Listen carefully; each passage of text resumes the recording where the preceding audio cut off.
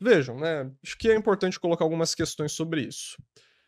Em primeiro lugar, esse material aqui que eu vou apresentar, ele foi preparado originalmente para uma palestra que eu dei na Universidade Federal de Santa Catarina, uma palestra que eu dei lá convidado por alguns companheiros de movimento estudantil, teve ali à mesa companheiros do movimento indígena, movimentos de frente pela defesa da Palestina, aqui da minha cidade. Então foi um evento muito bacana, foi um evento muito importante, né? Repercuti lá em meu Instagram algumas fotos do evento, e foi lá que eu fiz a palestra do que eu vou estar apresentando aqui. Evidentemente, né, que com o espaço aqui do YouTube eu consigo dar um tom maior na questão teórica, aprofundar um pouco mais certos conceitos, mas acho que é importante destacar que isso era fruto originalmente dessa palestra. Para além disso, originalmente, eu havia pensado em fazer um conceito científico do proletariado sobre revolução agrária e sobre frente única revolucionária, abordar os dois conceitos na mesma live, porque, ao meu ver, são conceitos interligados. O problema é que, falando unicamente de revolução agrária, a live já ficou bem longa, né? Vocês vão ver que é um conteúdo bem denso, vai ficar bem longo aqui o nosso material. E se eu fosse tratar de revolução agrária junto com Frente Única Revolucionária, o conteúdo ia ficar muito confuso, né? Não é nem que ele ia ficar muito longo, talvez ficasse muito confuso, tratar um conceito e outro conceito, e aí começar a misturar os dois, enfim.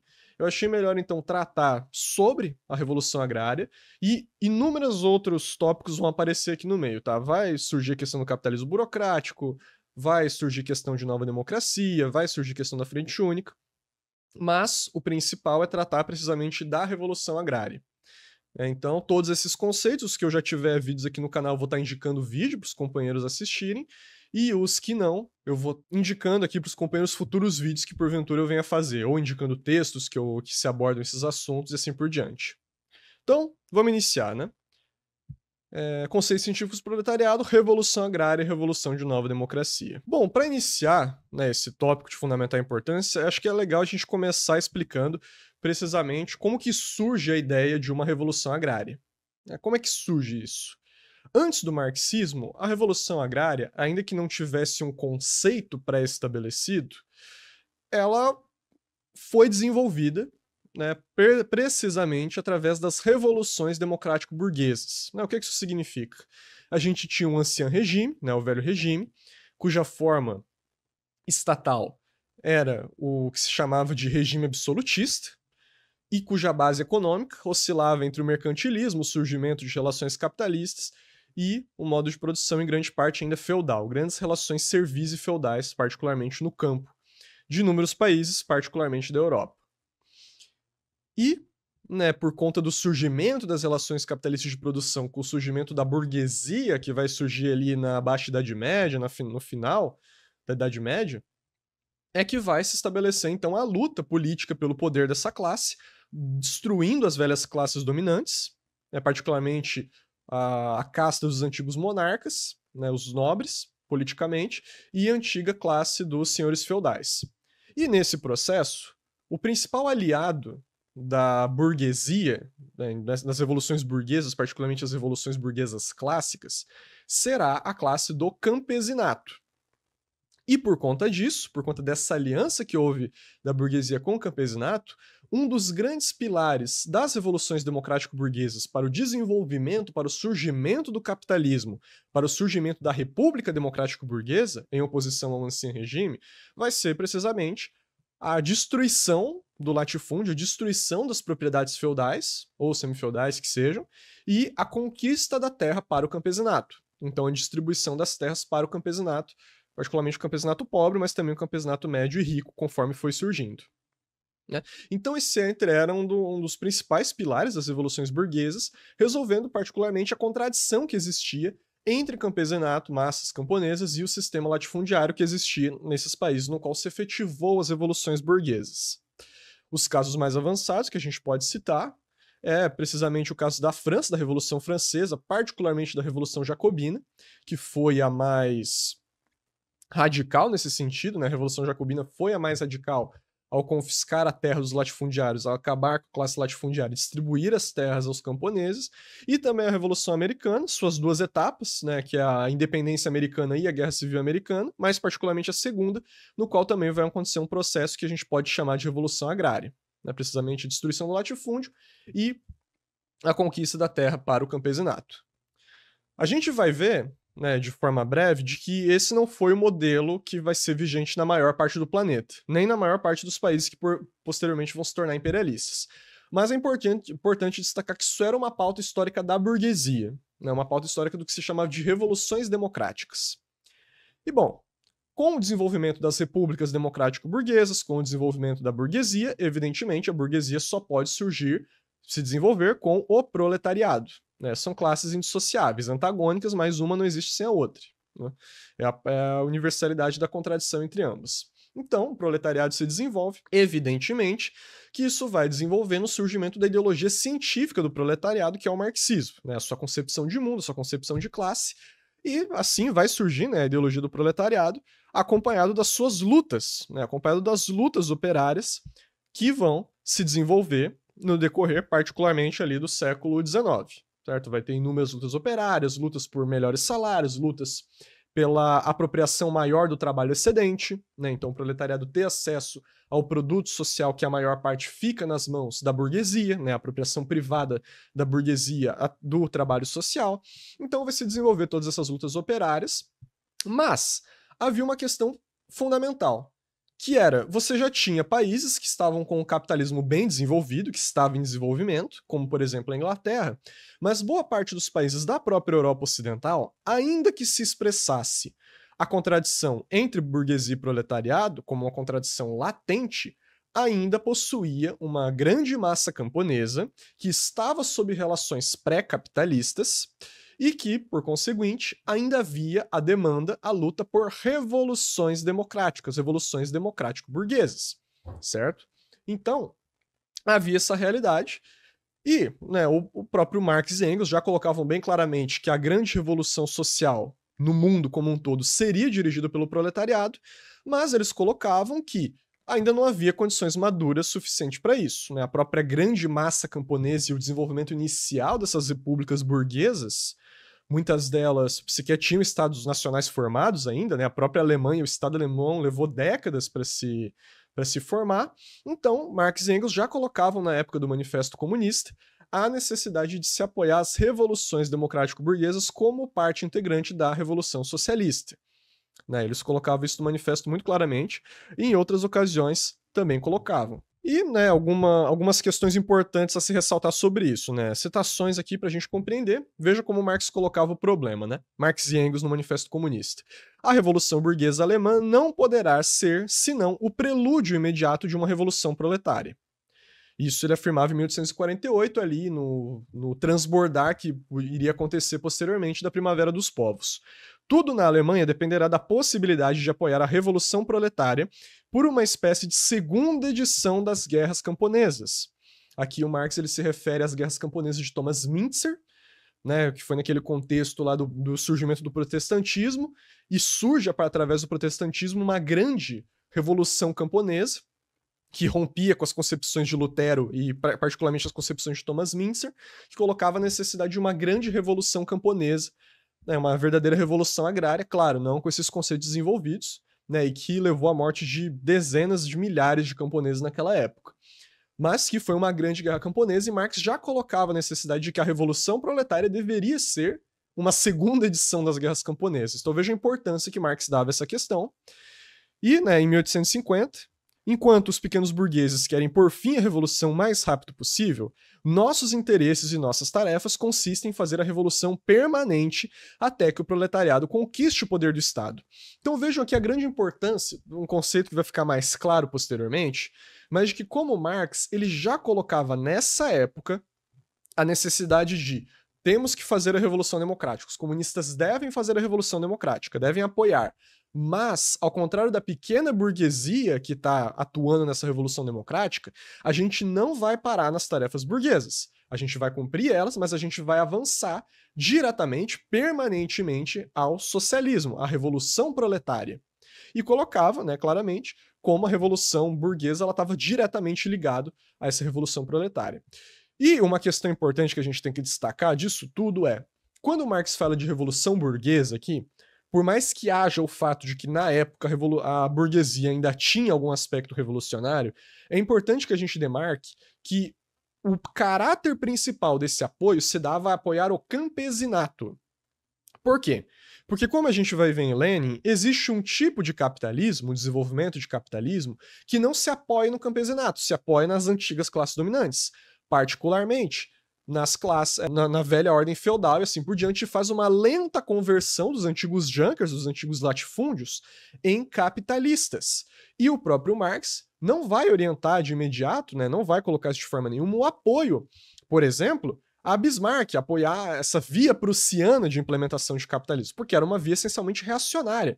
Ele colocava o apoio naqueles processos no qual o campesinato tomava parte e buscava ser a grande força principal daquele processo revolucionário, e não aqueles que já se construíam em apoio às antigas classes dominantes, inclusive com seus resquícios feudais, como aconteceu, por exemplo, na Alemanha ou na Itália, assim por diante. E isso fica muito claro quando a gente vê a análise de Engels sobre o campesinato. Então aqui Engels vai colocar precisamente o problema do campesinato, e olha aqui o que ele já colocava. Depois que a burguesia deixou passar a oportunidade de libertar-lhes da servidão, aqui ele se refere aos camponeses, como era o seu dever, não custará trabalho convencer-lhes de que só podem esperar a libertação das mãos da classe operária. Os camponeses que cultivam seu próprio pedaço de terra, na maioria dos casos estão tão sobrecarregados de hipotecas que dependem do usurário, tanto quanto o arrendatário do latifundiário. Tampouco a eles lhes resta mais que um mísero salário, muito instável ademais, já que dependem dos altos e baixos da colheita. Menos do que ninguém podem esperar algo da burguesia, pois são explorados precisamente pelos burgueses, pelos capitalistas usurários. Então vejam aqui, né, Engels já colocando de forma embrionária a ideia de que a libertação do campesinato, a libertação da servidão, das relações de servidão, só poderiam ser resolvidas através das mãos do proletariado e não mais das mãos da burguesia.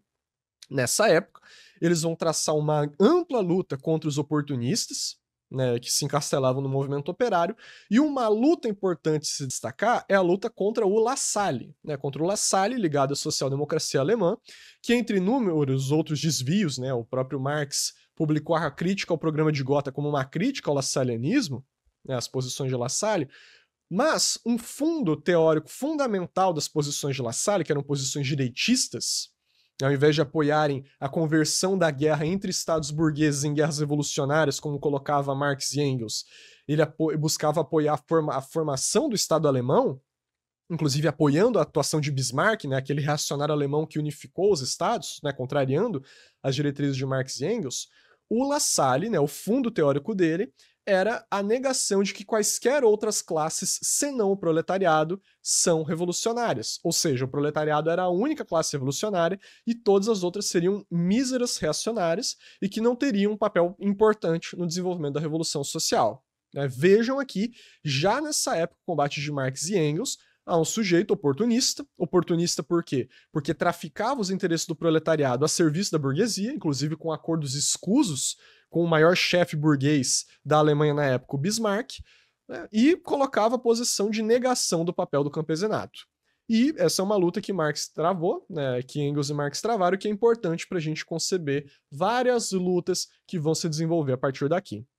Então, né, que fique claro, Marx e Engels já colocavam essas questões muito importantes sobre o papel do proletariado, né, e o papel do campesinato que iria cumprir ali na Revolução. E aí, a gente avança, né, precisamente para a segunda etapa do marxismo, que é a revolução, que é a luta que Lenin e o Partido Bolchevique empreendeu no rumo por construir, né, por levar a cabo a grande Revolução Socialista de Outubro. E aqui a análise de Lenin vai avançar na concepção do que a gente quer dizer com revolução agrária.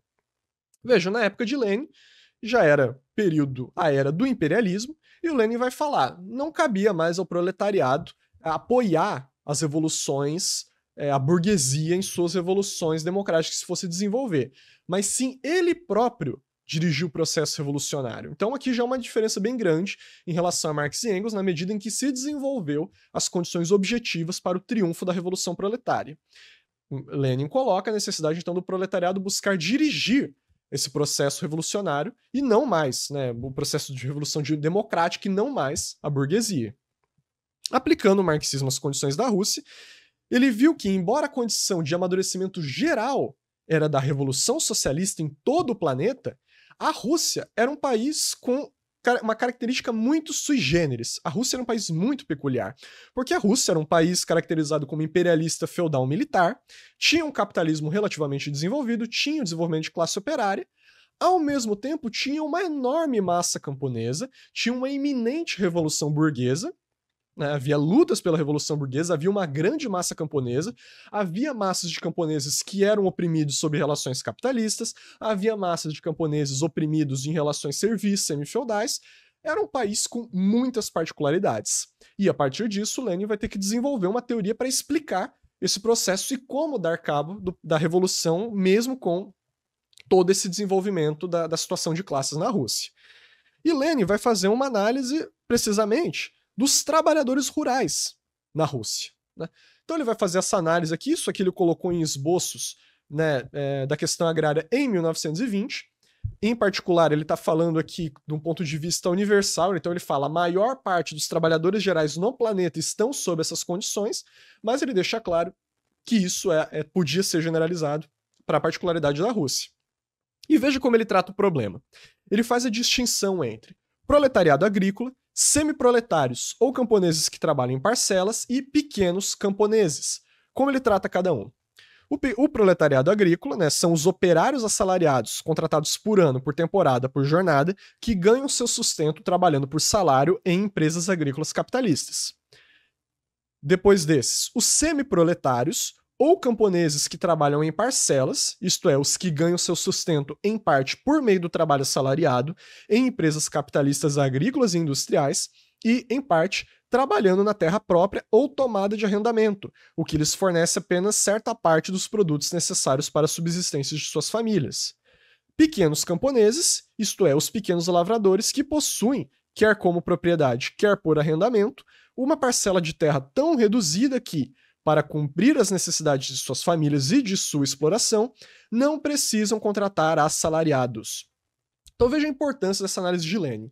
Ele separa dentro dos trabalhadores rurais aqueles que são proletários rurais, então aqueles que estão numa relação evidentemente capitalista, que existe, entre aqueles que são semiproletários e camponeses, que, ainda que possam ter na aparência uma relação assalariada, ainda possuem terra e ainda são explorados num regime de servidão. Ainda têm a sua renda da terra explorada de forma servil, de forma feudal, como Marx colocava no livro 3 do Capital, quando analisava a renda da terra, e que possuem relações particularmente de pessoalidade que engendram a servidão no que ele colocava aqui na maior parte do planeta. E bom, evidentemente que o proletariado agrícola ele poderia ser mobilizado, como o próprio Lenin coloca nesse texto, pela demanda da coletivização das terras, né? Porque ele já trabalha numa empresa capitalista, numa empresa de grande produção, ele poderia ser convertido imediatamente para uma empresa socialista, né? Com grande escala e assim por diante. Mas a grande questão é como lidar com os camponeses, como lidar com aqueles que estão sujeitos a relações principalmente pré-capitalistas serviço, certo? Que a luta principal se dá pela terra. E o Lenin, ele vai colocar, já vai colocar de forma bem clara, o problema da aliança operário-camponesa. O Lenin vai dizer que o marxismo ele elevou o proletariado a dirigente do campesinato. O proletariado se tornava a direção da revolução e o campesinato sua força principal, que deveria ser dirigido pelo proletariado. E que, né, tirando o campesinato da condição de reserva da burguesia, iria se converter em reserva do proletariado. E assim, a Revolução Democrática na Rússia teria, inevitavelmente, como seu resultado, o debilitamento da burguesia liberal e da autocracia e o fortalecimento do proletariado e do campesinato, possibilitando assim, como afirmou Lenin, coroar a Revolução Burguesa com a Revolução Socialista. Ou seja, Lenin colocava aqui a necessidade de uma aliança entre os operários e os camponeses que levassem a cabo a Revolução Democrática. Então, aquela que era uma revolução da burguesia, que eram tarefas cumpridas pela burguesia, deveriam ser cumpridas pelo proletariado e pelo campesinato. E que isso levaria ao enfraquecimento da própria burguesia e, portanto, a possibilidade futura, né, posteriormente, de revolução socialista. Então, coroar a Revolução Burguesa com a Revolução Socialista. A gente vai ver como que dá essa transição, como Lenin vai explicitar. E aqui, né, aqui a gente entra num problema fundamental para a gente entender todo esse debate que a gente está fazendo. Como unificar o campesinato, uma classe capitalista? Lenin coloca o campesinato como a última classe capitalista da história, precisamente porque detém parte dos meios de produção, né, detém, ao menos, a posse da terra, né, não detém o título de propriedade, mas detém a posse da terra, e detém parte dos meios de produção no qual trabalha na terra. Então é uma última classe capitalista, cujo interesse imediato seria converter-se em pequena burguesia. Como unificar isso com o proletariado? Cujo interesse do proletariado, a gente já falou inúmeras outras vezes, é a coletivização. O proletariado não tem interesse em criar propriedade privada, pelo contrário, ele quer suprimir a propriedade privada, abolir a propriedade privada.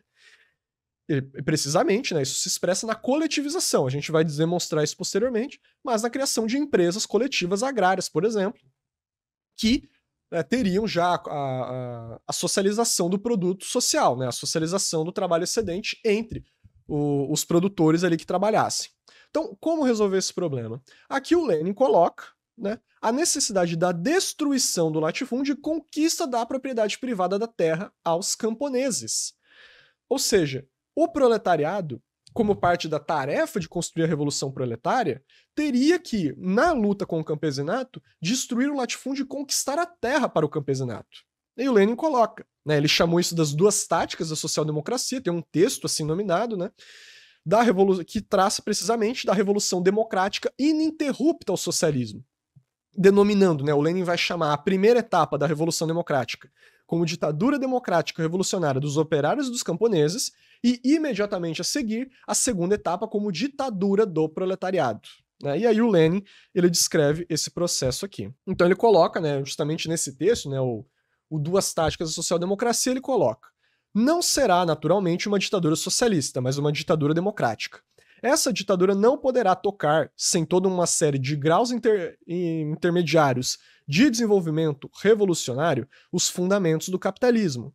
Poderá, no melhor dos casos, efetuar uma redistribuição radical da propriedade da terra a favor dos camponeses, implantar uma democracia consequente e completa, indo até a república, extirpar não só da vida do campo, mas também da fábrica, todos os traços asiáticos, servis, iniciar uma melhoria séria na situação dos operários, elevar o seu nível de vida e, finalmente, por último, mas não menos importante, levar o incêndio revolucionário à Europa. Semelhante vitória não converterá ainda, de forma alguma, a nossa revolução burguesa em socialista. A revolução democrática não ultrapassará diretamente os limites das relações econômicos sociais burguesas. Né, a partir disso aqui, fica muito claro o que Lenin coloca.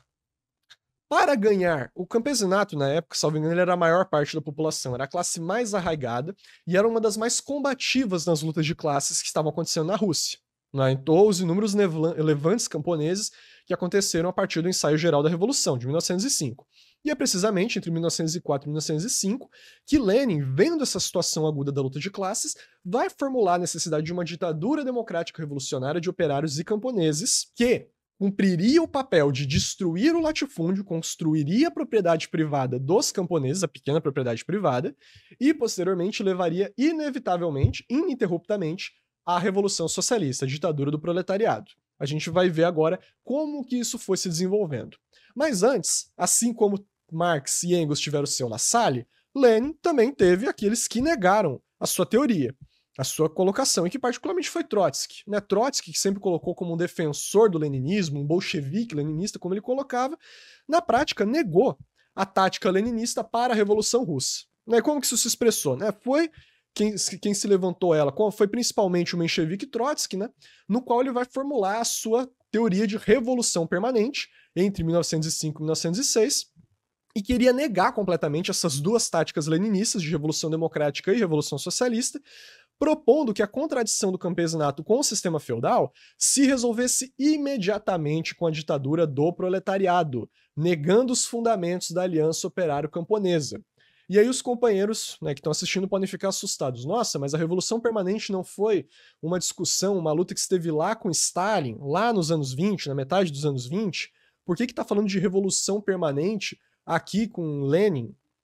A gente vai demonstrar, a partir de agora, que precisamente as teses da Revolução Permanente que Trotsky vai usar para combater a linha de Stalin eram, na verdade, as teses que ele já havia construído no início ali do século XX, na primeira década, para combater a posição leninista da ditadura democrática revolucionária de operários e camponeses. E isso quem fala sou eu, não, é o próprio Trotsky. O Trotsky ele coloca aqui. Isso aqui é um texto de 1906, certo? Ele coloca aqui balanços e perspectivas. Deixada com os seus próprios recursos, a classe operária russa será inevitavelmente esmagada pela contra-revolução desde que o campesinato se afaste dela. Só terá a possibilidade de ligar a sorte do seu poder político e, por consequência, a sorte de toda a Revolução Russa à da Revolução Socialista na Europa. Lançará na balança da luta de classes de todo o mundo capitalista o enorme peso político e estatal que lhe terá dado um momento concurso de circunstâncias na Revolução Burguesa Russa. E continua. Do simples fato de os representantes do proletariado entrarem no governo não a título de reféns impotentes, mas como força dirigente, desaparece a fronteira entre o programa mínimo e programa máximo. Isso quer dizer que o coletivismo se coloca na ordem do dia. Até onde irá o proletariado por esta via? Isso depende da relação das forças, mas nunca das intenções primitivas do Partido Proletário. É por isso que não se pode falar de não sei que forma especial de ditadura do proletariado na Revolução Burguesa, de uma ditadura democrática do proletariado ou de uma ditadura do proletariado e do campesinato. Ou seja, Trotsky aqui está negando a tese leninista de ditadura democrática revolucionária de operários e camponeses, colocando que, qual que era o grande cerne dele? Se a Revolução Russa não se expandisse para todo o planeta, não se expandisse por toda a Europa, ela ia acabar, ela ia cair. Mas por quê? Porque o campesinato ia se afastar dela. O Trotsky defendendo aqui a necessidade de colocar o coletivismo como ordem do dia. O coletivismo, então não respeitando de imediato a propriedade privada desses camponeses. E isso vai ficar mais claro a partir de agora, quando o próprio Trotsky coloca isso sobre as suas concepções de revolução permanente. Isso aqui é um texto de 1922. Foi precisamente durante o intervalo transcorrido entre 9 de janeiro e a greve de outubro de 1905 que esses pontos de vista, posteriormente conhecidos como a teoria da revolução permanente, amadureceram na mente do autor. Como objetivo de garantir sua vitória, a vanguarda proletária, nos primeiros estágios de seu governo, teria que fazer incursões extremamente profundas, não apenas nas relações de propriedade feudal, como também nas de propriedade burguesa. Ao fazer isso, não apenas entraria em conflito com todos aqueles grupos burgueses que a tinha apoiado durante as primeiras etapas da luta revolucionária, mas também com as grandes massas do campesinato, cuja colaboração teria levado ao proletariado ao poder. As contradições entre um governo dos trabalhadores e uma esmagadora maioria e camponeses num país atrasado só poderiam ser resolvidos em escala internacional nos limites de uma revolução proletária mundial. Ou seja, Trotsky coloca aqui claramente que o cerne da sua teoria de revolução permanente é a impossibilidade de manter a aliança operário-camponesa e de que, uma vez tomado o poder, se confiscaria a propriedade do campesinato, que por sua vez se oporia ao proletariado. Efetivamente, se opondo à tese leninista de respeito, de construção da Revolução Democrática, respeitando a propriedade do campesinato, destruindo o latifúndio e respeitando sua propriedade, colocando como ordem do dia o coletivismo imediato. E aqui as críticas de Lenin. Vejam, essa crítica aqui é de 1915, sobre as duas linhas da Revolução. Coloca de forma muito clara. Determinar as relações das classes na Revolução que se aproxima é o principal problema do Partido Revolucionário. Trotsky resolve este problema de forma errada. Ele repete a sua teoria de 1905, sem se dar ao trabalho de refletir sobre as razões por que a vida, durante 10 anos, passou ao largo de sua magnífica teoria. A teoria original de Trotsky toma dos bolcheviques o apelo à luta revolucionária decisiva e a conquista do poder político pelo proletariado. E o mais importante, dos mencheviques, a negação do papel do campesinato. Ou seja, quem falava que Trotsky negava o papel do campesinato era Lenin, em 1915. E continua. Trotsky não pensou que, se o proletariado chegar a levar as massas não proletárias dos campos às confiscações, a confiscação das propriedades rurais e a derrubar a monarquia, isso será precisamente o remate da Revolução Nacional Burguesa na Rússia, a ditadura democrática revolucionária do proletariado e do campesinato. Então aqui fica claro as duas concepções da Revolução Russa, as duas linhas que se colocavam na Revolução Russa, a linha de Lenin e a linha de Trotsky. E aí os companheiros perguntam, mas qual se colocou vitoriosa? Né? Você está citando Lenin, Trotsky, qual que se colocou vitoriosa, qual que triunfou, qual que não triunfou? A resposta é muito clara, companheiros. A história comprova muito claramente. A vitória foi de Lenin e dos bolcheviques, certo? Foi de Lenin e dos bolcheviques, colocando de forma muito clara. A Revolução de Fevereiro de 1917 comprova a tese leninista de ditadura democrática revolucionária de operários camponeses. Ela não se realizou no governo provisório, porque em 1905 se previa que ia se realizar no governo provisório.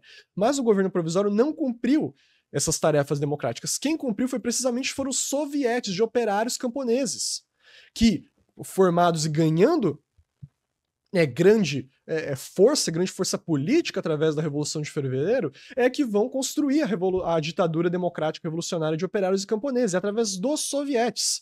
E Lenin vai mostrar que não se devia participar do governo provisório, mas sim avançar para a Revolução Socialista com a conquista de todo o poder para os sovietes. E com a grande Revolução Socialista de outubro, se iniciava a ditadura do proletariado. E com isso, traçava de forma fundamental a concepção de como se passa da Revolução Democrática para a Revolução Socialista. Você consolida a Revolução Democrática, a ditadura, que ele colocava lá, democrática, revolucionária de operários e camponeses, conquista-se a terra, leva a cabo as conquistas democráticas e passa imediatamente a luta pela ditadura do proletariado. Agora vejam que coisa interessante. O Trotsky, ele vai continuar defendendo, na sua Revolução Permanente, aqui já é o livro de 1930, ele vai continuar colocando os seus pressupostos de que essa ditadura democrática revolucionária de operários camponeses é uma balela. Ele vai colocar claramente, para os países de desenvolvimento burguês retardatário, e em particular para os países coloniais e semicoloniais, a teoria da Revolução Permanente significa que a solução verdadeira e completa das suas tarefas democráticas e nacional-libertadoras só é concebível por meio da ditadura do proletariado, que assume a direção da nação oprimida e, antes de tudo, de suas massas camponesas. Ou seja, o Trotsky continuava a negar a necessidade de uma ditadura democrática revolucionária de operários e camponeses, ele colocava imediatamente uma ditadura do proletariado, que, como a gente já traçou, vai colocar o coletivismo na ordem do dia. Mas como isso? Se a luta leninista, se a luta dos bolcheviques comprovou que, na história da Rússia, seria necessário essa etapa prévia à Revolução Socialista. O ponto de vista, companheiros, é o seguinte: o Trotsky, que acusava Stalin de negar a história, de falsificar a história, ele vai promover também ele vai promover ele próprio a falsificação da história, Então, com o triunfo da Revolução Socialista em outubro, o Trotsky vai buscar falsificar a história, negando a importância da Revolução Democrática de Fevereiro e afirmando desenvergonhadamente que em outubro se confirmou sua podre teoria de revolução permanente. Na sua tentativa de deformar o leninismo, o Trotsky vai dizer que Lenin tardiamente reconheceu que a teoria dele estava errada e que, na verdade, ele vai colocar que Lenin se corrigiu, que a teoria da ditadura revolucionária democrática de operários camponeses estava errada, e que a tática bolchevique, antes de abril de 17, era idêntica à tática menchevique. Portanto, que essa ditadura democrática nunca existiu. Agora vamos ver, companheiros, se isso é verdade, se isso realmente é verdade, se realmente nunca houve essa ditadura. Vamos ver, primeiro como o Trotsky colocava, Como o Trotsky colocava o problema, para vocês verem que eu não estou inventando história. No mesmo livro, A Revolução Permanente. Em caso de vitória, essa revolta comum contra o antigo regime devia acarretar, segundo Lenin, a instauração da ditadura democrática do proletariado dos camponeses. Essa fórmula é hoje, 1930, repetida na Internacional Comunista, como um dogma geral, sem que se procure fazer a análise da experiência histórica viva do último quarto de século, como se não tivéssemos sido atores e testemunhas da Revolução de 1905, da Revolução de Fevereiro de 17 e, finalmente, a Reviravolta de Outubro. No entanto, uma tal análise histórica é tanto mais necessária quando o regime da ditadura democrática de proletariado e dos camponeses nunca existiu na realidade. Em 1905, Lenin falava apenas de uma hipótese estratégica que devia ainda ser verificada pelo curso real da luta de classes. Aí os companheiros se perguntam, isso é verdade? Vamos ver como Lenin colocava o problema em 1918. Meses depois da Revolução de Outubro, num dos seus livros mais importantes, A Revolução Proletária e o Renegado Kautsky. A princípio de braços dados com todos os camponeses contra a monarquia, contra os latifundiários, contra o medieval, e neste sentido a revolução segue sendo burguesa, democrática burguesa, depois de braços dados com os camponeses pobres, com o semiproletariado, com todos os explorados contra o capitalismo, inclusive os ricaços do campo, os kulaks e os especuladores. E nesse sentido, a revolução se converte em socialista. Querer levantar uma muralha da China artificial entre ambas as revoluções, separar uma da outra por algo que não seja do grau de preparação do proletariado e do grau de sua união com os camponeses pobres, é a maior tergiversação do marxismo, é vulgarizá-lo, substituí-lo pelo liberalismo. Lenin colocando aqui que se concretizou a ditadura democrática, certo? E depois passou imediatamente para a ditadura socialista. E Stalin, por sua vez, conclui, colocando de que a ideia da transformação da Revolução Democrática Burguesa em Revolução Socialista, expressa por Lenin já em 1905, é uma das formas em que encarna a teoria da Revolução Permanente de Marx. Lembrem de quando eu citei de que Marx colocava a necessidade de transformar em revolução permanente? Foi precisamente isso que o leninismo comprovou, de transformar a ditadura democrática em ditadura do proletariado, na passagem que deu entre fevereiro e outubro de 1917. Então esses foram os grandes usufrutos dos bolcheviques.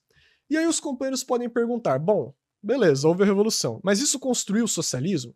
O campesinato continuou com suas terras privadas, em pequenos lotes de propriedade privada?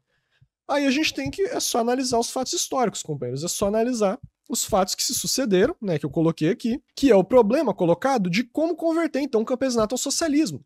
Como eu coloquei, o campesinato ele é uma classe pequeno-burguesa, é uma classe capitalista, é uma classe que tem o interesse de propriedade privada. Mas o proletariado não defende isso, o proletariado defende a construção das propriedades coletivas.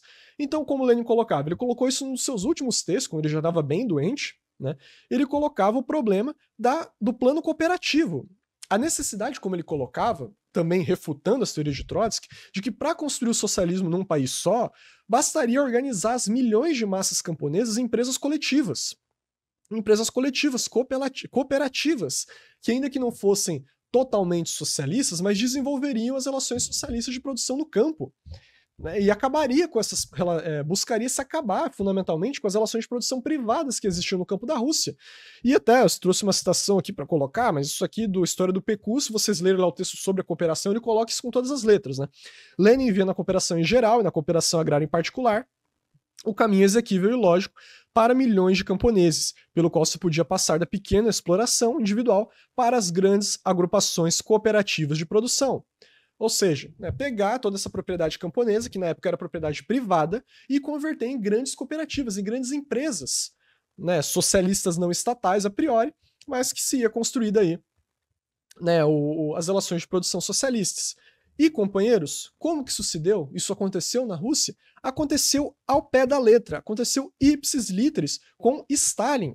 A luta do camarada Stalin pela construção do socialismo, quando a gente coloca que houve a construção do socialismo, é precisamente ao modo de produção socialista por Stalin, se deu precisamente na coletivização e na industrialização, com a coletivização cumprindo o plano agrário de Lenin e transformando todas aquelas propriedades privadas de pequena escala em camponeses em grandes propriedades de larga escala socialistas no campo, particularmente os kolhozes.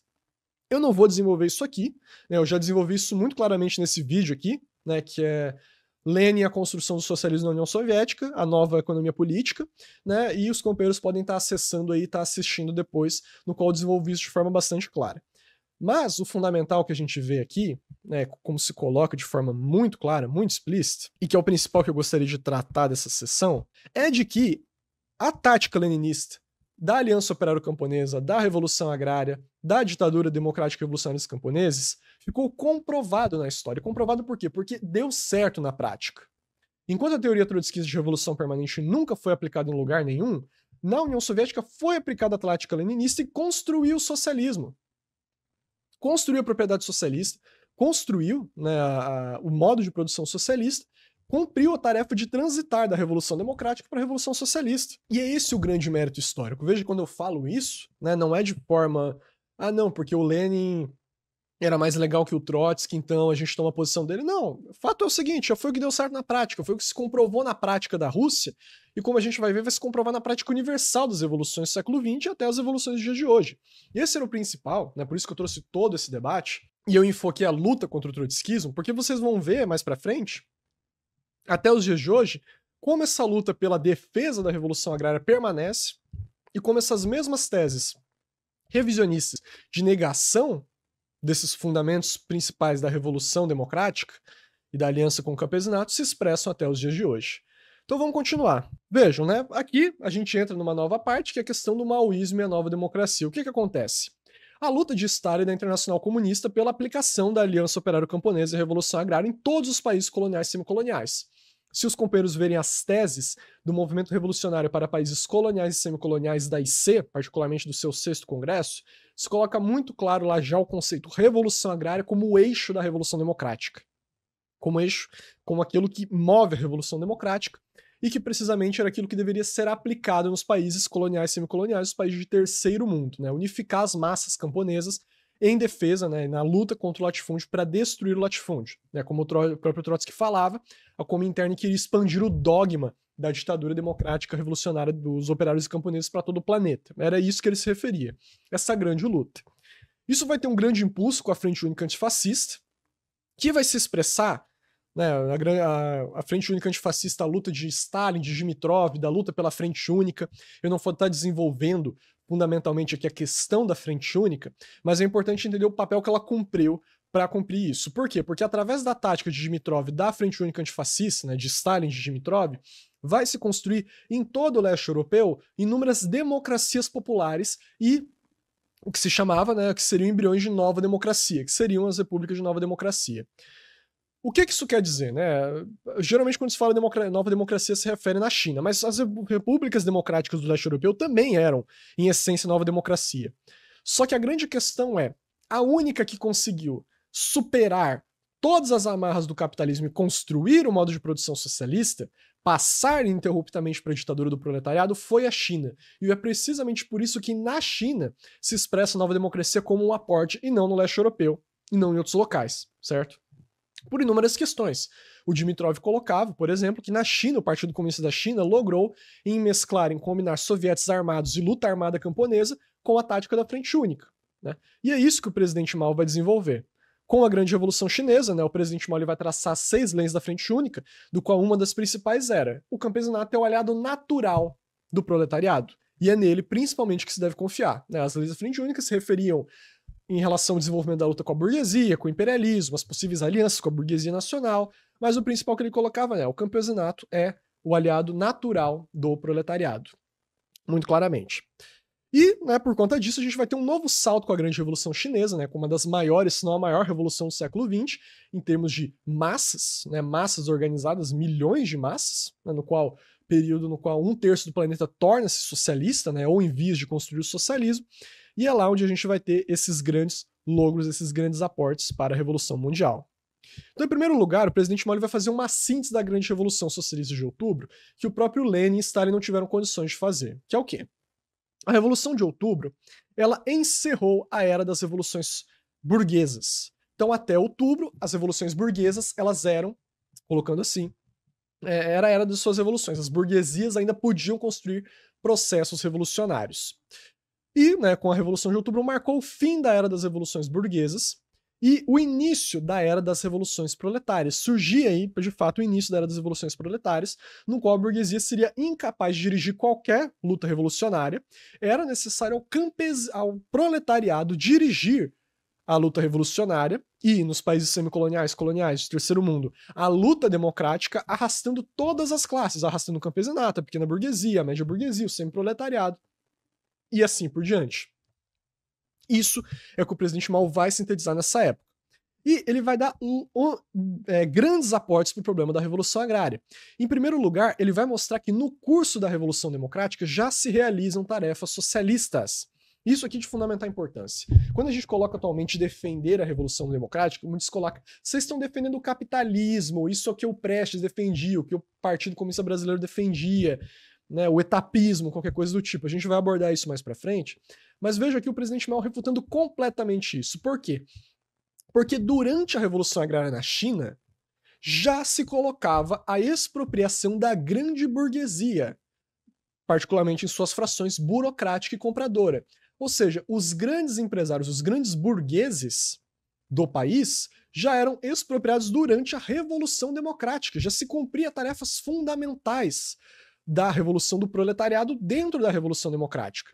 Então, pensando, por exemplo, no Brasil, quando a gente pensa nas grandes empresas brasileiras, Odebrecht, Camargo Correia, Avan, as inúmeras empresas imperialistas que atuam em território nacional, ou as empresas brasileiras mesmo, a grande burguesia, Magazine Luiza, por exemplo, assim por diante. Numa revolução agrária, como colocava já o presidente Mao Tse-tung, todas essas empresas seriam confiscadas no desenvolvimento da Revolução Democrática. O que seria protegido em determinado momento era a propriedade da pequena e da média burguesia.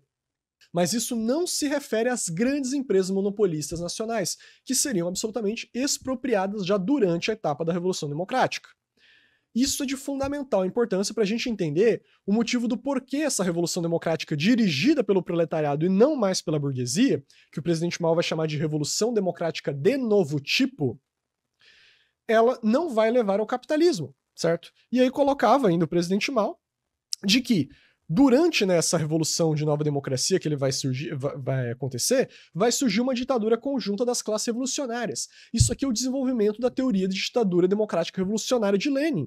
Mas ele vai colocar como ditadura de nova democracia, no qual as 4 classes revolucionárias, né, no caso, proletariado, campesinato, o semi-proletariado junto no proletariado, pequena burguesia e média burguesia, com os setores do lumpen aí que seja, isso seria, né, uma ditadura conjunta dessas classes, que seria uma forma transitória indispensável para a revolução proletária nos países semicoloniais. E com a conquista do poder em todo o país, se conclui a etapa democrática e transforma o Estado em ditadura do proletariado.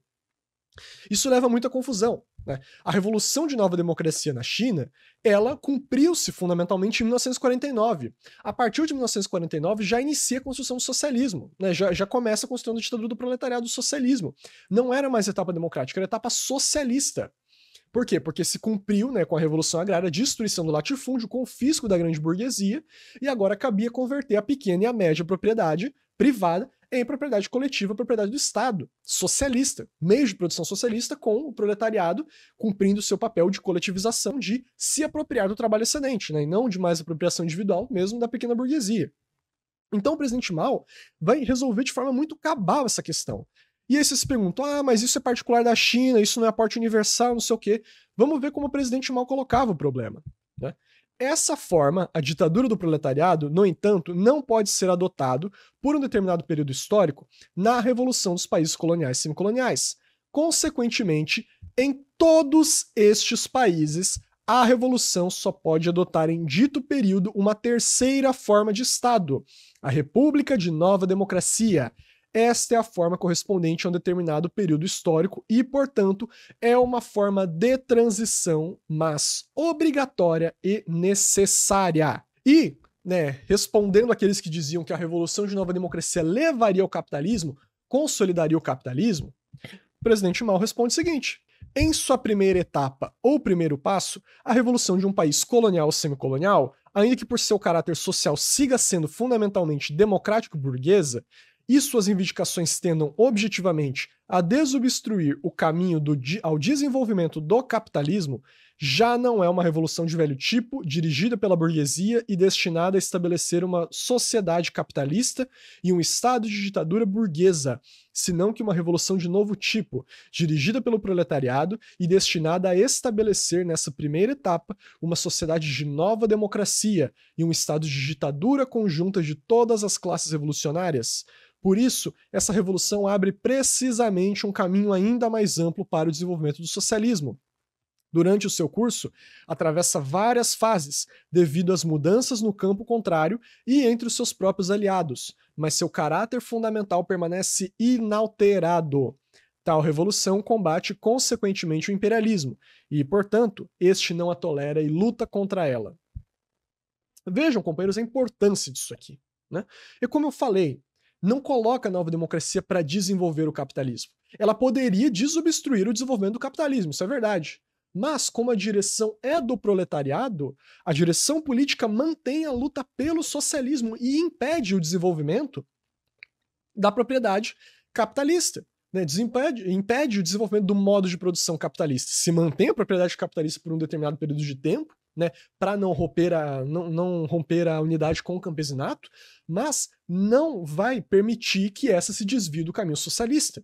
E quando eu falo se desviar do caminho socialista, não é ficar botando foice e martelo na bandeira com um monte de burguesão no país, igual a China faz hoje, mas sim de transformar a propriedade da pequena e da média burguesia, seja camponesa, seja urbana, burguesa mesmo, em propriedade socialista, como se converteu na China. Certo? É isso precisamente que constitui na Revolução de Nova Democracia, que, como eu falei, além de ter comprovado, né, e sintetizado o caminho da Revolução de Outubro, da transformação da Revolução Democrática em Revolução Socialista, comprovado universalmente isso, ainda assim trouxe inúmeros aportes, que é propriamente a Nova Democracia. Mas aí, né, os companheiros devem se perguntar, nossa, mas isso aí foi na China, um país lá da Ásia, isso não é universal. Ainda que o Mao colocasse como universal, você está sendo dogmático de colocar isso tudo. Você está sendo dogmático de citar ele falando que é em todos os países. Os países da América Latina, por exemplo, não constituiriam essa etapa.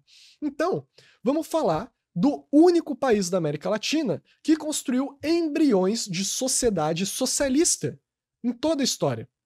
Que foi precisamente a Revolução Peruana, o Peru através da Guerra Popular no Peru. Né? E é precisamente na Revolução Peruana que vai se comprovar a universalidade do maoísmo. O maoísmo já era a terceira etapa do marxismo na Revolução Chinesa, no 9º Congresso do Partido, mas é na Revolução Peruana, comprovando uma realidade distinta daquela a qual o maoísmo foi forjado, que comprovou universalmente. E aí vocês me perguntam, nossa, mas não tomou poder, como que comprovou? E aqui, companheiros, é a grande importância de entender a diferença de uma guerra de guerrilhas unicamente para o desenvolvimento de uma guerra popular que desenvolva, né, a construção do socialismo em todo o país, a construção do poder do proletariado em todo o país. Por quê? Porque através, né, do Partido Comunista do Peru, do presidente Gonçalo, vai se estabelecer que, por meio da Revolução Agrária, consolidada a Aliança Operário-Camponesa, vai se estabelecendo as bases de apoio no campo, então as bases de apoio, áreas conquistadas pelo proletariado, se conforma desde o início um novo poder, onde a frente única, ou seja, a relação das classes no processo evolucionário, já passa a ser de novo Estado. Ou seja, nas áreas controladas pelo Partido Comunista do Peru, que também era na China, mas foi sintetizado, definido e aportado pelo presidente Gonçalo, já se construiu uma nova economia socialista, uma nova cultura socialista, uma nova política constituída de comitês revolucionários 3 em 1, no qual as massas compostas de 1/3 de comunistas, do Partido Comunista, 1/3 de democratas e 1/3 de massas independentes decidiam os rumos da sociedade, decidiam sobre a segurança, sobre o consumo, sobre a produção, certo?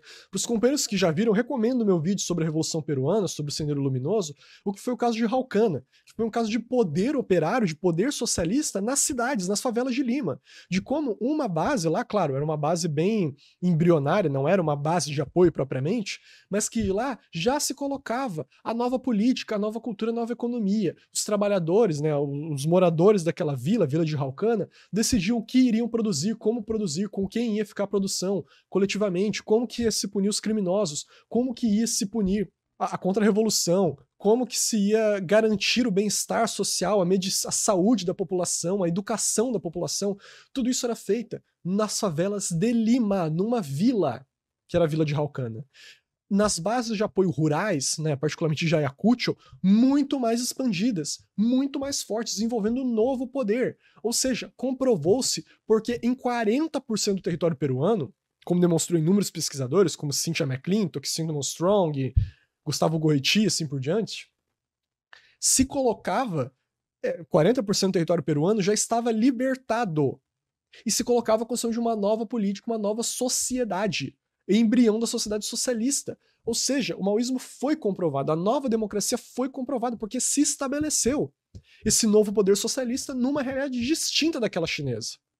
Não conseguiu, naquele momento específico, conquistar o poder por todo o país, por conta de que as revoluções, elas vêm e vão, elas têm suas contradições, têm seus problemas, têm suas capitulações, não conseguiu, naquele contexto de auge do equilíbrio estratégico, tomar o poder em todo o país. Mas a guerra, a revolução ainda continua a existir. Né? 45 anos de guerra popular, no qual o partido ainda existe base de apoio de novo poder, particularmente na região do Vraém, até hoje. Então, companheiros, vejam que isso foi comprovado sim na realidade. A nova democracia foi comprovada. Certo? Através justamente da direção do Partido Comunista do Peru, de sua chefatura, o presidente Gonçalo. Para além disso, o presidente Gonçalo vai desenvolver outros aportes, que eu não vou desenvolver em demasia aqui, mas que já tem um vídeo para tratar sobre, que é o capitalismo burocrático. Por quê? Veja que eu estava falando de capitalismo semicolonial, colonial. Eu falei antes, né, que havia capitalismos que desenvolviam através de revoluções burguesas, e havia aqueles que, ao invés de se aliarem com o campesinato, se aliavam com as antigas classes dominantes. Mas aqui, né, um dos grandes aportes do presidente Gonçalo, pegando do presidente Mao, desenvolvendo absolutamente, foi a teoria do capitalismo burocrático, que é a teoria de como se consolidou o capitalismo nos países de terceiro mundo, que era uma nova via, nem revolucionária, nem prussiana, como colocava Lenin, mas sim burocrática, no qual, né, segundo o presidente Gonçalo, não só mantém a semifeudalidade, como desenvolve ela. Não é como pensava Lenin, de que havia restos feudais que iam sendo extirpados no decorrer das revoluções burguesas, mas sim de que se mantém na sociedade burguesa mesmo. Na sociedade, precisamente, da burguesia burocrática e da burguesia compradora. É lá onde se estabelece essa ditadura e que se conforma um tipo de capitalismo bem distinto daquele desenvolvido nos países imperialistas. E eu falei, eu não vou, como eu falei, é um assunto que envolve inúmeros outros tópicos, eu não vou estar desenvolvendo sobre isso aqui, eu já tenho um vídeo que eu falo sobre isso, vocês podem ir lá assistir, mas eu acho importante tratar sobre um ponto muito fundamental que o presidente Gonçalo colocou sobre isso, que é, analisando para a realidade do Peru, algo que se expande para todos os países, né, quer vocês queiram ou não, de capitalismo burocrático, do problema da reforma agrária. Que é o quê? Muito se fala de reforma agrária. E, de fato, muitos lutadores do povo, no passado, lutaram pela reforma agrária como forma de revolução agrária. Então, por exemplo, a gente pega as ligas camponesas, Francisco Julião e assim por diante, e, de fato, era uma reforma agrária legítima. Mas o que o presidente Gonçalo analisou, particularmente após a infiltração profunda do imperialismo yankee na América Latina e a implementação de todas aquelas ditaduras reacionárias, seja no Peru com Velasco, seja aqui no Brasil, seja na Argentina, seja com Pinochet no Chile, vai se implementar, uma das vias de implementação do capitalismo nesses países é uma falsa reforma agrária.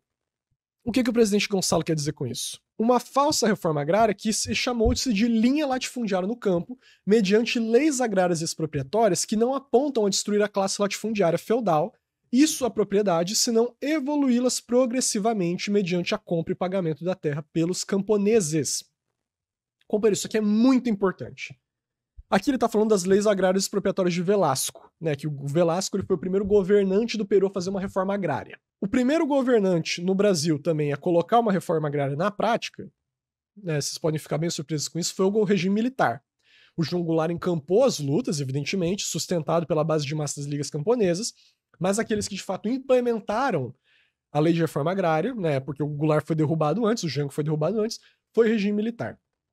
E vários casos a gente vê de governos reacionários, burocráticos, implementando a reforma agrária. Mas o que isso significa? Precisamente uma reforma agrária que não beneficia o campesinato, mas sim que beneficia o latifúndio. Por quê? Estabelece a expropriação, vamos botar assim, das terras improdutivas, coloca na mão dos camponeses, mas não dá condições para os camponeses viverem na terra, não dá condições de produção, não dá condição para trabalhar nas terras, e, portanto, esses mesmos camponeses acabam vendendo as terras para os latifundiários depois, expandindo a propriedade latifundiária e sujeitando cada vez mais o campesinado desses países ao regime latifundiário. Então veja, são leis agrárias que não são verdadeira reforma agrária, revolução agrária, são leis agrárias que beneficiam o latifúndio. Certo? E é isso que o presidente Gonçalo colocava, e isso é colocado até os dias de hoje. Se os companheiros abrirem no YouTube e procurarem uma entrevista do João Pedro Stedley, que é o coordenador nacional do MST, que, assim, não tenho nenhuma simpatias, né? É um sujeito, do meu ponto de vista, capitulador, capitulou, a direção do MST como todo capitulou da luta camponesa, a gente vai tratar melhor disso depois, mas se vocês verem uma entrevista dele de 2006, ele mesmo coloca, né, já o MST completamente sujeito ao petismo, ele coloca que o problema, um dos problemas da reforma agrária no Brasil era de que dá a terra, mas não dá condições para o trabalhador rural viver na terra. Se dá a terra, mas não dá condição para viver na terra, o trabalhador rural não vai ficar na terra. Isso beneficia o sistema, que eles chamam de neoliberal, mas enfim, latifundiário. Certo? Então o próprio MST concordava com isso. Em certa medida. Claro, eles defendem a reforma agrária do Estado hoje, como se coloca. Enfim, não estou questionando isso. Mas o próprio Stedley ele colocava esse problema de que não se dava condições para o trabalhador rural viver na terra. O que é isso? O presidente Gonçalo previa desde os anos 70 leis agrárias expropriatórias que beneficiam o latifúndio. Certo? Que não tem nada a ver com revolução agrária. Então veja esse aporte aqui do presidente Gonçalo que explica precisamente a realidade brasileira. E aqui, companheiros, né, a gente expôs toda a questão teórica universal, eu trouxe todos os aportes de Marx, Engels, Lenin, Stalin, Mao Tse-tung, presidente Gonçalo, como se compreendeu o problema da revolução agrária, da nova democracia, como que isso foi se comprovando na prática. Mas e o Brasil? E o Brasil? Vamos lá. Eu já tenho um vídeo sobre o problema do Brasil. Né, os companheiros, eu já vou demonstrar ali qual é o vídeo.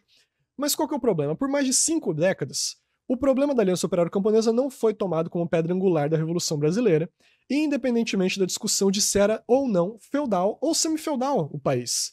Ao não se lançar decisivamente na Revolução Agrária, não se permitiu confrontar as formulações teóricas com a prática da revolução de nosso país, onde era mais aguda a luta de classes, impedindo de avançar nas formulações corretas e aplastar as incorretas. O que isso quer dizer, companheiros? Havia uma grande revolução, uma grande discussão no século passado, no Brasil, se a revolução no Brasil era democrática ou era socialista, se o país ele era feudal, semifeudal, ou ele era capitalista, se ele era um capitalista com semifeudalidade, enfim, teve inúmeros teóricos, né? De um lado você tinha Alberto Passos Guimarães, você tinha Nelson Werneck Sodré, você tinha Rui Facó, do outro lado você tinha Caio Prado Júnior, Jacó Gorender, você tinha inúmeros outros autores que debatiam e discutiam essa questão. Mas qual que é o grande cerne, né? Vira e mexe alguém vem e fala, não, porque você fala de revolução agrária, a revolução é democrática. Mas essa era a linha que o Partido Comunista Brasileiro tinha antes dos anos 60. Mentira! Mentira! O Partido Comunista Brasileiro, o movimento comunista no Brasil, até o final dos anos 50, ele oscilava de uma posição esquerdista, no qual negava a Revolução Democrática, e uma posição direitista, no qual afirmava a Revolução Democrática, mas para apoiar a burguesia burocrática e compradora nas eleições, porque eles confundiam a grande burguesia com a média burguesia. Eles falavam, não, nós estamos apoiando a burguesia nacional. Mas na verdade, né, burguesia nacional, quando eu falo, é média burguesia, são setores médios, né, que podem efetivamente cumprir um papel progressista na Revolução Democrática. Mas não, eles apoiavam Juscelino Kubitschek nas eleições, apoiaram Vargas em determinado momento, apoiaram o Marechal Teixeira Lott e não davam atenção para a Revolução Agrária. Esse é o grande fato. Em 1935 não se criou bases camponesas para o Exército Guerrilheiro Popular. O próprio Prestes falava, a gente tem que criar bases camponesas, mas não foi feito, porque, salvo engano, foi o Miranda que sabotou, o secretário-geral. O partido dirigiu lutas camponesas, mas nunca fez um trabalho camponês consequente. A primeira guerrilha armada camponesa dirigida pelos comunistas no Brasil, que foi a guerrilha de Porecatu, não teve balanço no Comitê Central. A luta de Porecatu, que foi uma guerrilha armada no interior do Paraná, que conquistou terra e até hoje é uma área sem latifúndio, que os camponeses conquistaram a propriedade privada das terras, o partido se retirou, não continuou a luta revolucionária, um balanço foi remetido ao Marighella, e o Marighella era para remeter ao Comitê Central, e não se sabe o que aconteceu com esse balanço. Esse balanço nunca chegou no Comitê Central. Então, para Pro Prestes, pra camarilha do Prestes, pro Partido Comunista Brasileiro, né, particularmente a partir dos anos 40, porque o Prestes antes de fato era um grande revolucionário, mas a partir dos anos 40, a concepção deles era Aliança Operário-Camponesa, Revolução Democrática, Revolução Agrária, serve para desenvolver o capitalismo. Não é para consolidar a aliança com o campesinato, não é para passar ininterruptamente a uma revolução socialista. Serve para desenvolver as forças produtivas do capitalismo. Por isso que o partido na época defendia o nacional-desenvolvimentismo, do João Goulart, do Kubitschek. E no que se funda esse grande problema? Na negação do maoísmo. Eles não assimilaram as contribuições da Revolução Chinesa, que já colocava muito claramente nos anos 40 que a Revolução Democrática não é para levar o capitalismo, mas sim o socialismo. Certo? Então, não, o partido não adotava as concepções de Revolução Democrática como colocava o maoísmo. Eles consideravam que a Revolução Democrática era para desenvolver o capitalismo no nosso país. Então, né, isso é fundamental para a gente compreender de como esse problema se manifesta.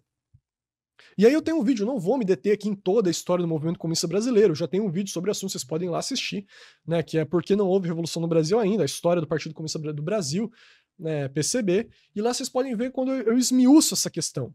Mas, basicamente, essa concepção ela só vai se avançar com o PCdoB e com o PCR, mais avançado ainda o PCR, que colocava mais claramente o problema da revolução agrária, a necessidade de trabalho com o campesinato e de luta armada camponesa, certo? Mas mesmo assim não era totalmente, estava pendente de inúmeras questões. E os companheiros podem ver o vídeo lá para resolver, para ver essa questão. Mas por que eu falei de tudo isso? Né? Como é que isso se expressa?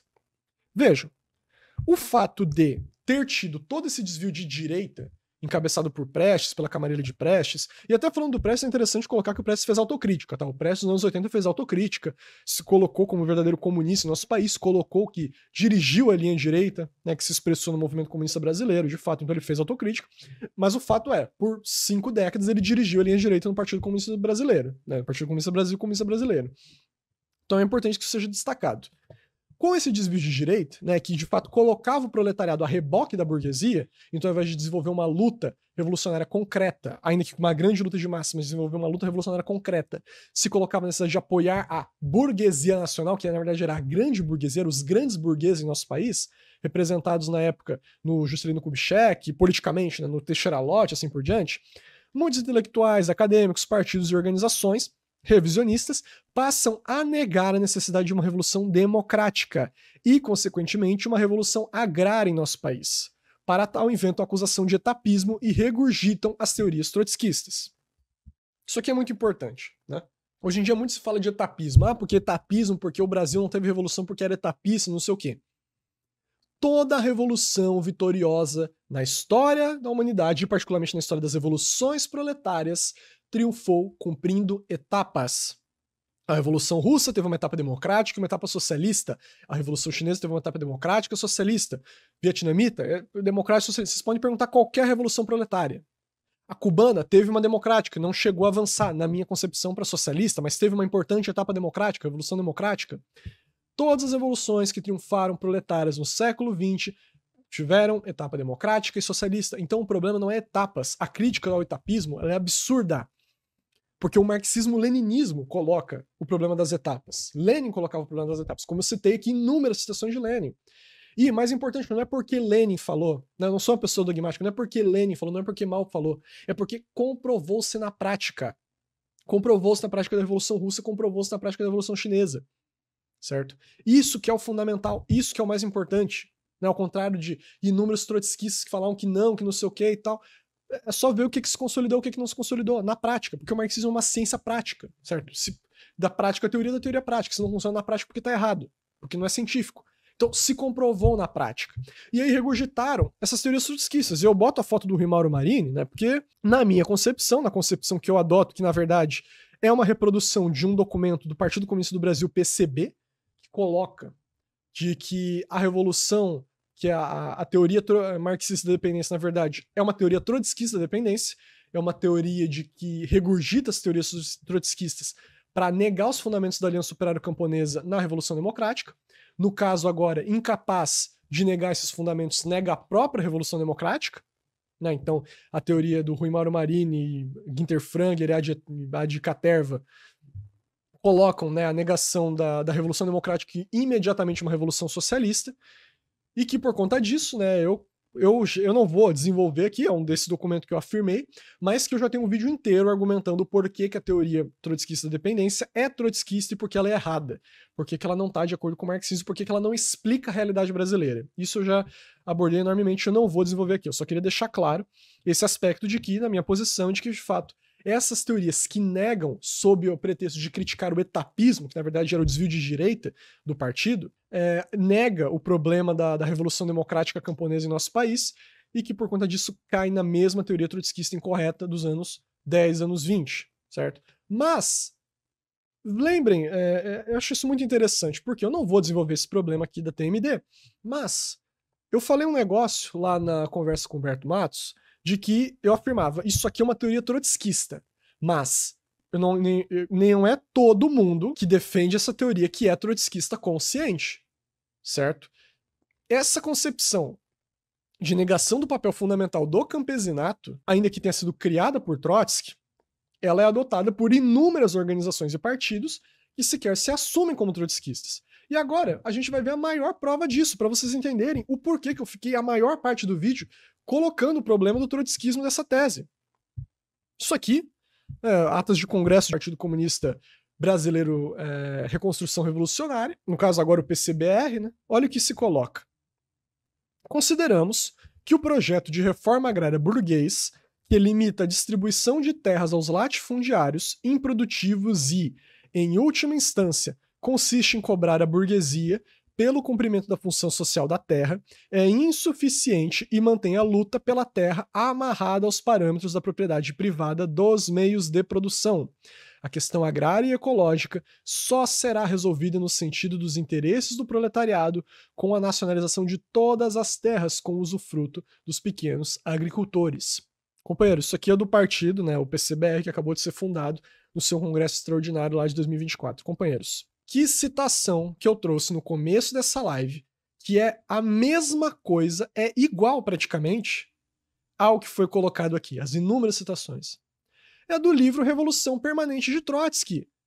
Nega-se o problema da Revolução Agrária como sendo burguês. Evidentemente que quando ele fala da reforma agrária, ele se refere à reforma agrária nos marcos do Estado burocrático latifundiário, mas ele não coloca para superar essa reforma agrária que beneficia o latifúndio em função da Revolução Agrária. Coloca para negar a própria Revolução Agrária. Então vejam, né, que mesmo um partido que não se denomina trotskista segue uma tese trotskista. Uma regurgitação de teses trotskistas, que é a negação dos fundamentos principais da Aliança Operária Camponesa da Revolução Democrática. Certo? E o PCBR defende que a revolução agora é imediatamente socialista. Então, né, companheiros, isso fica muito claro aqui. Esse problema e como ele se expressa. E aí agora, né, vamos fazer uma reflexão, né? Acho que é importante. Ah, mas você falou tudo isso, mas quem garante então que o Trotsky não está certo para a realidade brasileira, que a TMD não está certa, que o PCBR não está certo, que todos os outros partidos, agremiações e organizações não estão certos? Quem garante tudo isso? Vamos analisar calmamente. Vamos esquecer por um momento, né? Eu queria pedir essa reflexão aos companheiros. Vamos esquecer o termo semifeudalidade. Não vamos falar de semifeudalidade. Esqueça capitalismo burocrático. Vamos analisar a história concreta do Brasil até hoje. Certo? Vamos abstrair um pouco esses conceitos e vamos analisar a história concreta do nosso país. A prática da luta de classes. Em primeiro lugar, todas as guerras civis no Brasil dos anos 60 para trás, desde 1500, sempre tiveram como um dos seus principais eixos a questão da terra, a questão agrária. Algumas não. Teve guerras civis do proletariado, teve algumas relacionadas à pequena burguesia, a burguesia nacional, mas as lutas camponesas, indígenas, quilombolas, dos escravos e assim por diante, todas elas, em maior ou menor parte, estavam relacionadas à questão agrária. Em 1964, o que ocasionou o golpe militar? O golpe militar não foi contra o trabalhismo. O trabalhismo em si é uma ideologia da burguesia burocrática, em tese. O golpe de Estado veio porque o centro do trabalhismo e a ala esquerda do trabalhismo, na época, que era o João Goulart e o Brizola, eles estavam profundamente ligados às ligas camponesas, que eram imensos movimentos de massas, com direção política e jurídica do Francisco Julião, que tinham grande influência do Partido Comunista do Brasil na época, que estavam lutando pela reforma agrária na lei ou na marra. Inclusive, se vocês pegarem os livros, o material desses olavistas, esses reacionários degenerados aí, que defendem o golpe militar até hoje do ponto de vista mais em linha dura, vocês vão ver que todos eles colocam que quase que o principal inimigo do regime militar não era o Jango, não era o João Goulart, era o Francisco Julião. Eles tinham mais medo das ligas camponesas do Francisco Julião. O João Goulart foi derrubado porque, enquanto presidente, ele colocou a reforma agrária na pauta e promoveu as ligas camponesas. Mas foi precisamente a luta camponesa que levou ao golpe de Estado que deixou o imperialismo yankee estremecido. O próprio PT ele só vai ganhar a capilaridade que tem hoje nas regiões mais atrasadas, mais pobres do nosso país, porque ele assumiu a bandeira da reforma agrária. E esse é o fato. E o MST colocou-se, né, apoiou incondicionalmente o PT por conta disso. E esse é um dos motivos do PT ganhar a eleição até hoje. Certo? E o próprio MST, como eu coloquei, né, o MST foi a organização política que mais cresceu nos últimos anos. É o maior movimento de massas no país até hoje. Certo? Na minha avaliação, né, e na avaliação de inúmeras outras organizações camponesas, como a Liga dos Camponeses Pobres, a direção do MST capitulou da luta, né, e se colocou completamente a serviço do PT, inclusive em inúmeras ocasiões, né, os companheiros podem ler melhor num livro que eu tenho aqui atrás, que é o Nosso Caminho, né, da coordenação da Liga dos Camponeses Pobres, que explica claramente o papel do MST. Mas o fato é, mesmo com a capitulação da direção, a pauta da reforma agrária estava lá e ainda foi o movimento que mais cresceu, um dos movimentos sociais maiores do país atualmente. E com essa capitulação, mesmo assim, surgiu inúmeras organizações que também lutam pela terra, como a Liga dos Camponeses Pobres, a Frente Nacional de Lutas, a Frente de Lutas no Campo e na Cidade, a Teia dos Povos, as Brigadas Populares em inúmeras regiões do país que lutam pela Revolução Agrária, certo? E de todas as lutas, desde os anos 90 até hoje, com exceção de 2013 e 2014, que adquiriu um caráter tanto do proletariado quanto dos estudantes da pequena burguesia urbana, as maiores lutas mais radicais foram no campo, foi a luta de classes no campo, certo? Então a gente tem inúmeros casos disso, né? Os crimes de assassinato de líderes indígenas e quilombolas, como a Boemia Bernadette, os ataques às terras indígenas do Guarani, no Paraná, né? E inúmeras outras, assassinatos de lideranças camponeses. Certo? Os companheiros Gedeon, Kevin, os companheiros têm que lembrar do que o Bolsonaro fez no final de 2020 e 2021, certo? Quando ele colocou as outras organizações sociais já estão derrotadas, o principal inimigo do Brasil é a LCP. Ele falou errado, inclusive, Liga Camponesa Pobre, ele falou. É a LCP, e vocês vão pagar pelo que vocês estão fazendo. Mandaram forças, rondas, né? Mandou a Força Nacional lá para Rondônia, para acabar com a Liga Camponesa. Houve um gigantesco movimento de massa de todo o país em defesa dos acampamentos da Liga dos Camponeses Pobres, inclusive com participação internacional, por exemplo, do Noam Chomsky, certo? Um intelectual estadunidense lá, mais ligado ao anarquismo, assinou a declaração. Inúmeros intelectuais, políticos, revolucionários, democratas do Brasil e do mundo apoiaram aquilo, demonstrando defesa, certo? E atualmente, né, a gente continua tendo inúmeros casos, não parou não, companheiros. Certo? Não parou, não. A gente continua tendo, né, a perseguição aos ativistas da LCP, da FNL, da FCL, né, e agora os enfrentamentos lá em Barro Branco, certo? Com os exemplos lá dos estudantes da UFPE, que se juntaram na luta de Barro Branco, inclusive uma estudante tomou um tiro no pé, e o presidente lá do Invasão Zero, que é um grupo militar bolsonarista, né, um grupo paramilitar bolsonarista, saiu com baleado também. Isso é outra questão. A classe mais reacionária em nosso país, a mais arcaica, a mais atrasada e a base social do bolsonarismo, na extrema-direita, é o que se chama de agro, que na verdade é um latifúndio. É a base social, é a mais arraigada, é a mais atrasada. Estourou, recentemente, manifestações urbanas em São Paulo, no Rio de Janeiro, em defesa da Revolução Agrária, inclusive dirigidas ali por pessoal do semi-proletariado, do proletariado, dos trabalhadores de aplicativo. Salvo engano, até o Galo de Luta lá estava coordenando algumas dessas ações, que era contra as queimadas, destruir o latifúndio e viva a Revolução Agrária contra as queimadas. Certo? O proletariado urbano, o semi-proletariado colocando isso. A defesa da luta pela terra. Certo? Então, que a gente está vendo tudo isso aí? E aí vocês me perguntam, tá, mas isso não é proletariado? Vejam, lembra aquela distinção que o Lenin fez, né, do proletariado rural para os camponeses, semi-proletários e os camponeses pobres. A imensa, vamos botar assim, a maior demanda desses trabalhadores rurais, entre aspas, não é por direitos trabalhistas, por melhores salários. Se você vê o programa de cada uma dessas organizações, seja a FNL, seja a LCP, seja o MST mesmo, todas elas demandam uma questão básica: terra. Demanda por terra.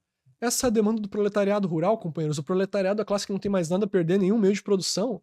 Essa é a demanda do campesinato. É precisamente o campesinato de nosso país.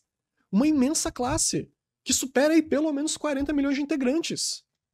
Certo? Se fosse a luta por melhores salários, por melhores por férias, aposentadoria, eu até concordaria que talvez fosse a imensa maioria de proletários rurais, mas não é, é camponês. É demanda por terra, para camponês com pouca terra ou sem terra. Então, novamente, o termo semi-feudal é muito feio, o termo semi-feudal não é legal, o capitalismo burocrático é um termo esquisito e tal, mas então vamos pensar concretamente. O eixo da luta de classe de nosso país, ou seja, aquela contradição que determina todas as outras, a mais arraigada, a mais forte, a que mais expressa as lutas mais radicais da sociedade, está no campo entre camponeses, massas camponesas e sistema latifundiário, certo? O que não significa que existem outras contradições. O presidente Gonçalo, quando ele coloca a teoria do capitalismo burocrático, ele coloca que as 3 contradições fundamentais são as 3 montanhas. Não, o próprio Mao já colocava isso, que é a massas camponesas contra o sistema latifundiário, burguesia contra proletariado e nação contra imperialismo. São as 3 grandes contradições. Mas hoje a principal é camponeses, massas camponesas contra o sistema latifundiário, que é a que mais unifica. Novamente, é a que mais unifica. O campesinato não vai se mobilizar pela coletivização das terras, ele se mobiliza pela destruição do latifúndio e conquista da terra. E o proletariado pode e deve defender essas lutas, como vem defendendo, por exemplo, nessas manifestações aí de São Paulo e Rio de Janeiro, como eu coloquei. Então, companheiros? E, para além disso, um último fato que eu gostaria de citar sobre esse assunto, que eu acho que é muito importante, é de como se desenvolve, no Brasil mesmo, na luta pela terra, os aportes de validez universal do presidente Gonçalo, como isso vem se comprovando dia após dia. Aqui. Isso aqui é um texto do jornal Nova Democracia, que é O Povo Aprende a Governar. No Brasil imenso, cruzar os seus vastos sertões é topar com a miséria e a injustiça do Brasil real, que as vitrines das capitais escondem, das quais suas favelas e periferias são as pequenas amostras. Esse texto aqui é um relato, mais ou menos uma crônica, mas que parte por um relato real, de assembleias populares dentro de zonas camponesas, de organizações camponesas, que iniciam a construção embrionária de novo poder, de definir como será sua economia, sua política, sua educação, seus problemas sociais, seus problemas de remédios, de forma autônoma, independente, certo? Com gestão própria do próprio povo. O que é isso, companheiros? Se não é a comprovação histórica das teses do maoísmo do presidente Gonçalo, certo? Um país em que nem o nosso, de organizações camponesas diversas, E esse texto aqui demonstra como essas teses colocadas lá no Peru, dos anos 80, são aplicadas até hoje. Estão sendo aplicadas hoje. Então vejo a importância disso. Eu não coloco isso de um ponto de vista, vamos dizer assim, agitativo, qualquer coisa do tipo. Eu coloco isso do ponto de vista principalmente de comprovação teórica, de como tudo isso que eu estou falando, ou seja, de como tudo isso que eu falei, ou seja, a luta da Revolução Democrática com o eixo da Revolução Agrária dirigida pelo proletariado, que deve confiscar o latifúndio e construir a propriedade privada dos camponeses e posteriormente passar a propriedade social dos meios de produção através do campesinato, de nova democracia, construindo novo poder nas zonas libertadas. Tudo isso que eu venho falando, isso é comprovado na prática da luta de classes.